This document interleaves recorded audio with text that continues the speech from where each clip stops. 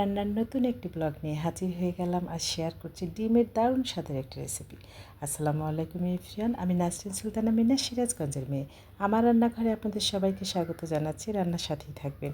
খুব সহজেই রান্নাটা করেছি, আশা করি ভালো লাগবে। এই রান্নার জন্য প্রথমে ডিমগুলো আমি সিদ্ধ করে নিয়েছি, এখন এটাকে ঢেকে রাখবো।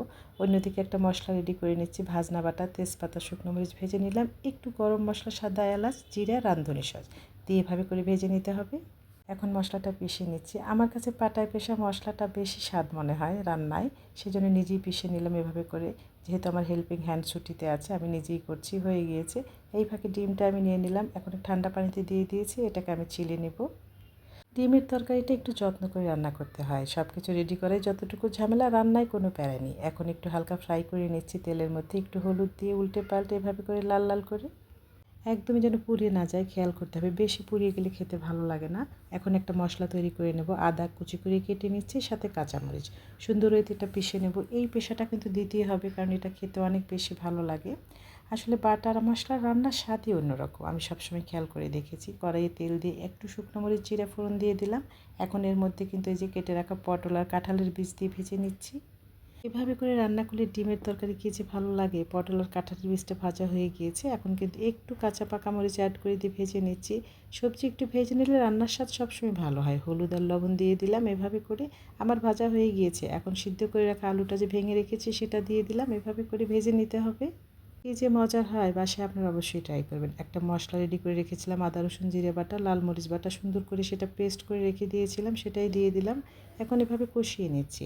কষাতে কষাতে একটা পর্যায়ে আমি ডিমটা দিয়ে দিলাম, কারণ সবজিতে সবই সিদ্ধ হয়ে গিয়েছে। এখন ডিমটা দিয়ে উল্টে পাল্টে কষিয়ে নিয়েই কিন্তু এর মধ্যে আমি গরম পানি অ্যাড করে দেবো। ঠান্ডা পানি কিন্তু একদমই দেওয়া চলবে না। সিদ্ধ সব জিনিসে গরম পানি দিতে হয়, তবেই কিন্তু মজা হয়।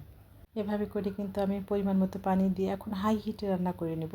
ডিম রান্নাটা অ্যারেঞ্জমেন্ট করে যতটা একটু সময় লাগে, তাছাড়া রান্না একদমই সময় লাগে না। ঝাল লবণ স্বাদ মতো দেবেন।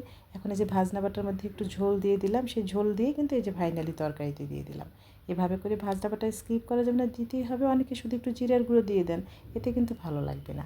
ভাজনা বাটা দিলে তবেই তরকারির ভীষণ মিষ্টি ফ্লেভার বেরিয়ে যাবে। কী যে ভালো লাগে, বাসায় অবশ্যই ট্রাই করবেন। আমি এভাবে করেই করি। প্রতিটি রান্না আমি আসলে খুব যত্ন করে করি। একটু এদিক সেদিক না হওয়ার উপায় নেই, কারণ পরিবারের পছন্দ আমার কাছে সবচেয়ে বড় প্রায়োরিটি। তারা যেভাবে ভালোবাসে আমি সেভাবেই করি। আমার রান্না হয়ে গিয়েছে, একটা সার্ভিং বাটিতে দিয়ে দিচ্ছি।